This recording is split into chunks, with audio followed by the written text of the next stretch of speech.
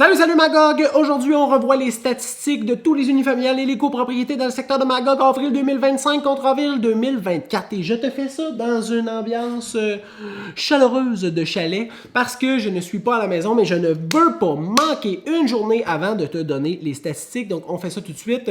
Moyenne sur le marché l'an passé, 54 jours. Moyenne sur le marché cette année, 69. C'est plus long. C'est normal. Mais si tu regardes les moyennes québécoises, c'est 45 jours.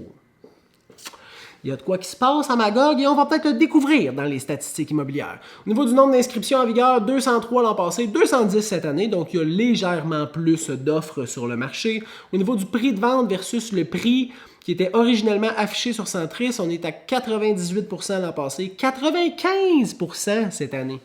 95, ça veut dire qu'en moyenne, il y a 5% de négociations par transaction dans le secteur de Magog. C'est énorme. C'est énorme. À Sherbrooke, 100%. Au Québec, 99%. Et en Estrie, 98%. Ça veut dire que vous avez 4%. On va dire Magog a 4% de différence avec le reste du Québec sur la négociation. Mais pourquoi? Ben, je vous reviens avec ça. Au niveau du prix de vente médian, on est passé de 465 000 à 483 000 et le nombre de ventes effectuées, 29 versus 36.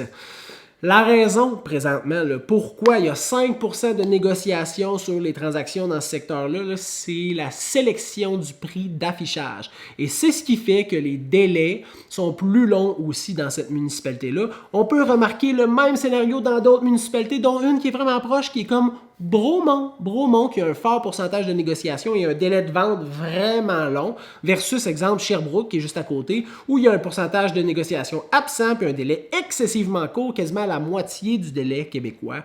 Donc, la sélection de votre prix, si vous êtes un vendeur, c'est le nerf de la guerre. Hein? Ne vivez pas sur l'espoir, vivez sur les statistiques mathématiques. Prenez quelqu'un qui est objectif, genre un courtier.